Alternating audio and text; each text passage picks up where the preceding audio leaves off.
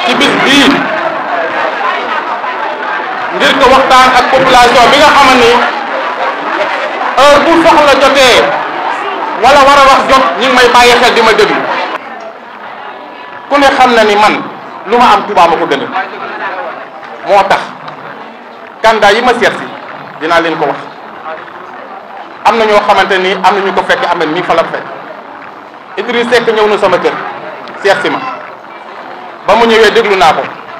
li tax mënu moo ànd ak moom mooy 2019 dama àndoon ak moom gañal ko département bi mu dem si Macky Sall te tàgguwuma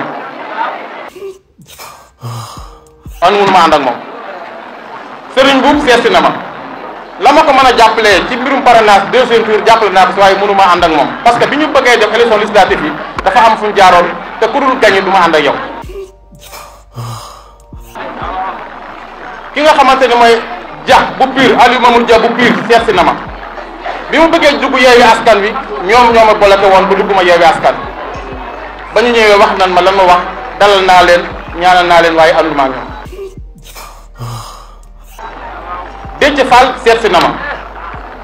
nee naa ko yow kat ku baax nga waaye mënuma ànd ak yow ndax nit koo xamante ni sutloo ko doo ko mën a may kat Ousmane Sonko seet si wuma waaye seeti naa ko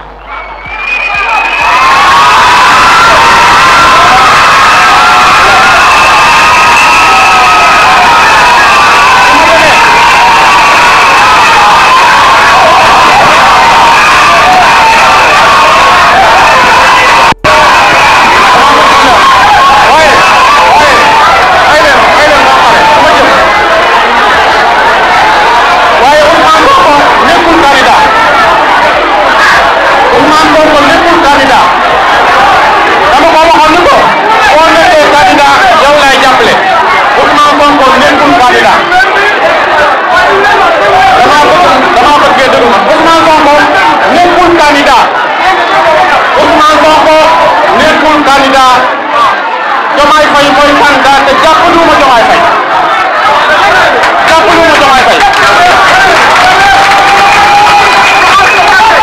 li tax mooy man mënuma jàppale Diomaye Faye li tax mënuma jàpp Diomaye Faye mooy seet si wuma woowuma sàkkumu ko si man nawul ñëwul si man ñëwul Touba gëmul Serigne Touba mën ma ko jàpp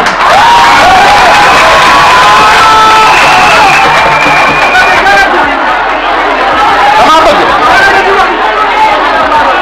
yéen waa Touba yéen département Mbacké dama bëgg ngeen xam ni ki nga xamante ne nee na bu jëlee réew mi dana saaxal ndoxum Touba mi dana jox Serigne Touba gëdd muy Amadou Ba ko àndal non am na ñoo xam ne dañoo neex billaay dañoo neex quoi non gis ngeen discours bi yëpp wiiri wiiri beeg yëpp fin bi rek moo ko si intéressé woon quoi dañuy analyser rek fin bi moom moo ko si intéressé woon en plus am na loo xam ne dégg naa wax ko mu ne du ma ànd ak ku dul gagné donc moom comme ça priorité am nekkul kan moo am compétence bi wala kan moo baax mais ku gagné lay xool c'est-à-dire que exemple bu ñu xoolee tey jii pouvoir am na mbooloo donc mën naa dem ànd ak pouvoir parce que yaakaar naa que ñii war nañu mën a gagné mais xool du ma xool koo xamante ne moo am capacité bi am connaissance yi xool ba xam jub wala jubul xool ba xam kii bëgg na réewul bëggul réew bi xool lan mooy programme ak lan mooy domaine am pour lan critères yooyu noonu pour mën a xool ba xam kii est-ce que réellement dëgg-dëgg mën na yor réew mi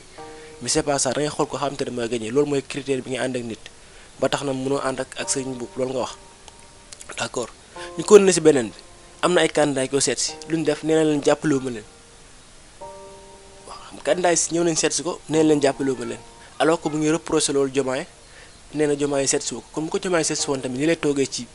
mbooloo mi wax na Diomaye seet si ma waaye Sonko nekkul candidat du ma ko jàppale donc bu ko seete woon dina am lay su ko seetewul tamit dina am lay en plus tamit beneen bi ma déggaat mu wax ko mooy di ànd ak Amadou Ba parce que Sonko nekkul candidat waaye Sonko kan lay xeex Sonko Amadou Ba lay xeex bañ mu nekk candidat bañ mu def continuité te yow nee nga mën nga amoon yéene jàppale te moom am na candidat bu mu tabb muy Bassirou Diomaye Faye kon kay sûrement fekkoon sa logique nga nekk normalement Bassirou Diomaye Faye nga war a jàppale parce que Amadou Ba bi ngay wax nii moom tam dañ kaa tabb donc mënoo ni Sonko laa bëggoon àndal ba pare Sonko neew candidat nga ne Amadou Ba lay àndal donc kon loolu nekkoo ci sa logique comme ça à part dara loolu laa bëgg a wax nekkoo ci sa logique parce que kii nitu système la kii anti système la donc ñaar ñooñu mënoo ni kii laa bëggoon àndal comme que ki nekkul candidat damay ànd ak kay loolu c'est mënut a nekk. beneen bi tamit ay candidat ñëw nañ ci yow waxtaan ak yow pour nga jàppale leen ñee nga jàppale woo leen c'est bon amal sa engagement personnel ngeen man kat ñii lay jàppale mais jërul san boobu même pas la peine nga toog ci publiquement naan diw ñëw na fa diw ñëw fa loolu pour lan la pour wane sa dayoo te bëri na ñoo xamante ni ñu ngi naan rejoindre nangam coalition nangam amuñ ay mbooloo gis nga ñii ku xool mbooloo mi xam bu baax ña fa nekk Ousmane Sonko moo dee seen xol tudd nañ ay candidat yu bari mais ba ñu tuddee Ousmane Sonko dégg nga mbooloo bi ni ñuy wax kenn mënut sax wax lu leer donc gars yi nañ bàyyi xel ci loolu en tout cas daal bëri na lii de mais yàlla baax na en tout cas Bassirou Diomaye Faye incha allah rabbi waaw baax na nañ ñëw baleel ñu réew mi rek nañ ñëw baleel ñu réew mi set wicc gis naa ko sànq sa meeting ba waaw muy bale bu Fatick balewul sax dafa yor bale gi noonu rek macha allah. kon gars yi loolu moo nekkoon vidéo bi tey j'espère que apprécié ngeen et aussi boo leen gisee loo xamante ni peut-être def naa ko comme erreur maa ngi jégalu bu baax a baax parce que nit kese laa damay analyser sama xel dong laa yor et aussi juste que ni man yéen laay topp awma problème ak yéen donc soo leen gisee loo xamante ni peut-être erreur la si li ma def maa ngi koy jégalu bu baax a baax ndax fii lieu d'échange la tout simplement dañuy wax ak yéen am ngeen possibilité wu discuter ak ñun ci dans les commentaires donc c'est ça quoi ak aussi tamit yéen am ngeen seen gis-gisu bopp ndax ngeen jàngatee kàddu yi nga xamante ne moom la yëkkati c'est ça quoi donc merci beaucoup les amis di la wax que ni surtout de leen abonné bu baax a baax pour nous soutenir abonné pour nous soutenir aimer leen vidéo yi like vidéo yi commentaire aussi parce que loolu mooy boss vidéo bi donc war nañu mën a matal 50 000 abonnés yi gars yi merci beaucoup les amis.